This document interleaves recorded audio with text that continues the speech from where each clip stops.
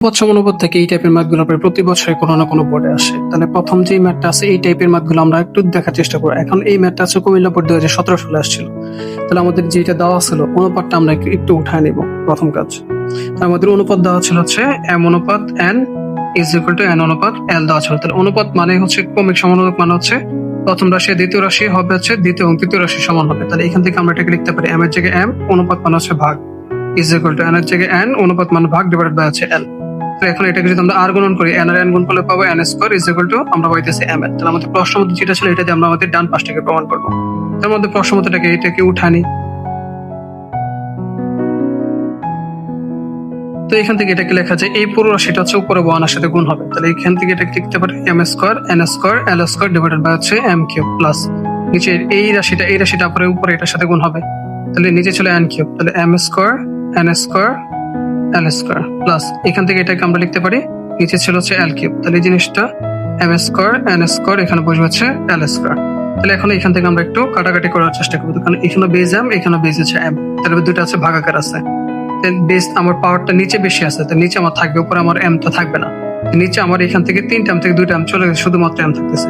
উপরে হচ্ছে আমাদের N square L square plus নিচে হচ্ছে আমাদের এখান থেকে এটারও সেম এন থাকবে। তাহলে M square L square plus নিচে হচ্ছে এল থাকবে শুধু এম স্কয়ার আর হচ্ছে আমাদের এখানে থাকতেছে হচ্ছে এন স্কয়ার। তো এখন আমরা এটাকে চেষ্টা করবো, এখানে যেহেতু আমার এন স্কয়ার তো আছে, তাহলে এন স্কয়ার মানে এখানে কি দেওয়া আছে এম এল দেওয়া আছে। তাহলে এই এন স্কয়ারের জায়গায় আমরা এখানে লিখবো হচ্ছে এম এল ইন্টু হচ্ছে এল স্কয়ার ডিভাইডেড বাই আমাদের এখানে আছে এম প্লাস এই এম এলটা কিন্তু আমাদের এখানে একসাথে ছিল। তাহলে এই এম এলটাকে একটা ব্র্যাকেটের ভিতরে যদি আমি নিয়ে আসি, আর এটার পাওয়ার ছিল স্কয়ার এটার পাওয়ার স্কয়ার, এই দুটোর পরে স্কয়ার দিলে আমার এই ঘুরে ঘুরে এই রাশিটা আসতেছে। নিচে ছিল হচ্ছে এন প্লাস এখানে সেম এম স্কয়ার জায়গায় এম স্কয়ার এন স্কয়ার মানে কি ছিল এন স্কয়ার মানে হচ্ছে আমাদের ছিল হচ্ছে এম এল। তাহলে এম এল তার পাওয়ার হবে স্কয়ার ডিভাইডেড বাই হচ্ছে এল।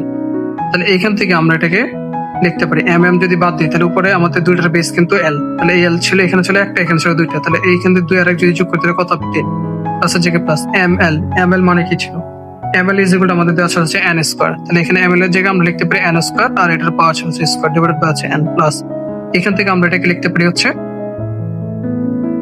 M square into M L এই স্কয়ারটা হবে না ইন্টু হচ্ছে এম এল ডিভাইডেড বাই হচ্ছে এল।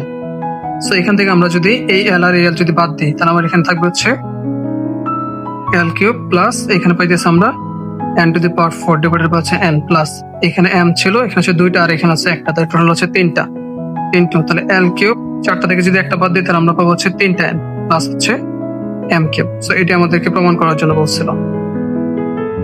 আমাদের পরবর্তী অঙ্কটা হচ্ছে হুবহু সেম একই রকম। এবার হচ্ছে আমাদের দেওয়া হচ্ছে এ অনুপাত বি বি অনুপাত ইজ ইকুয়াল হচ্ছে বি অনুপাত সি।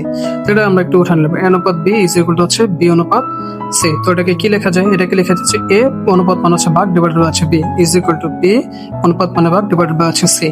তো এখান থেকে আমরা যদি আর গুণন করি তাহলে বি স্কয়ার ইজ ইকুয়াল আমরা লিখতে পারি হচ্ছে এসি। তাহলে আমাদেরকে প্রমাণ করতে সেটা উঠানি।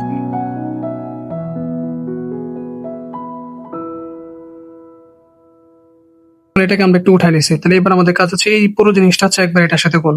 তাহলে a square b square c square divided by হচ্ছে নিচে হচ্ছে আমাদের একই আছে প্লাসের জায়গায় প্লাস। এবার হচ্ছে এই পুরো জিনিসটা আবার উপরে এটার সাথে গুণ। তাহলে a square b square c square divided by হচ্ছে বি কিউব প্লাস এই জিনিসটা আবার উপরে এটার সাথে গুণ হবে a square b square c square divided by হচ্ছে সি কিউব পাচ্ছি আমরা। তো এখান থেকে এটাকে আমরা লিখতে পারি, যদি আমরা কাটাকাটি করি তাহলে নিচে আমাদের এ আছে বেশি উপরে কম আছে, তাহলে নিচে আমাদের একটাই থাকবে, কারণ 3টা থেকে 2টা বাদ দিলে একটা থাকবে। আর উপর হচ্ছে বি স্কয়ার সি স্কয়ার প্লাসের জায়গায় প্লাস আর এইখানে হচ্ছে আমাদের যদি বাদ দিয়ে স্কয়ার স্কয়ার পাইতেছে নিচে হচ্ছে আমাদের শুধুমাত্র একটা বি থাকবে, কারণ 3টা থেকে 2টা বাদ দিলে একটা বি থাকবে প্লাসের জায়গায় প্লাস। তাহলে উপরে থাকবে এ স্কয়ার বি স্কয়ার, এখানে 3টা সি থেকে 2টা সি যদি বাদ দিই তাহলে আমার নিচে একটা সি থাকতেছে।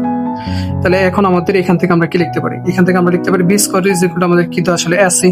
তাহলে এই বি স্কয়ারের পরিবর্তে আমরা লিখতে পারি এসি, এর সাথে হচ্ছে আমাদের সি স্কয়ার ছিল ডিভাইডেড বাই হচ্ছে এ প্লাস এসি মানে হচ্ছে যে এই এসিটাকে আমরা একসাথে বসাতে পারি। তাহলে এসি তার উপরে স্কয়ার ডিভাইডেড বাই হচ্ছে বি প্লাস এখানে এ স্কয়ার জায়গায় স্কয়ার বি স্কয়ার মানে আমরা পাইছি হচ্ছে এসি ডিভাইডেড বাই হচ্ছে সি। তাহলে এখান থেকে আমরা যদি বাদ দিই এ বাদ দিলে তাহলে সি থাকতেছে আমার, তাহলে সি এখানে ছিল 2টা এখানে ছিল একটা, তাহলে 2 এর 1 যোগ করলে কোনো সময় পাওয়ার গলাবে যোগ এভাবে 3টা প্লাসের জায়গায় প্লাস এসি। তাহলে এখান থেকে আমরা এসিটাকে ইজ ইকুয়াল টু আমরা লিখতে পারি কি বি স্কয়ার। তাহলে বি স্কয়ার এসি এর পরিবর্তে বি স্কয়ার এটার উপর পাওয়ার ছিল স্কয়ার, তাহলে স্কয়ার ডিভাইডেড বাই হচ্ছে বি প্লাসের জায়গায় প্লাস সি আর সি কাটা দিলে এখানে এ থাকবে, 2টা আনসার একটা, তাহলে টোটাল হচ্ছে 3টা। তাহলে এখান থেকে আমরা লিখতে পারি হচ্ছে সি কিউব প্লাস এখানে পাবো হচ্ছে B to the power 4 divided by হচ্ছে বি প্লাস হচ্ছে এ কিউব। তাহলে লেখা যাচ্ছে সি কিউব প্লাস এই 4টা বি থেকে যদি একটা বি বাদ দিই ভাগের সব পাওয়ার গুলো হবে বিয়োগ, পাবো হচ্ছে 3টা বি প্লাস হচ্ছে এ কিউব। তাহলে সাজিয়ে লিখলে a cube plus b cube plus c cube, এটাই আমাদেরকে প্রমাণ করতে বলছিল।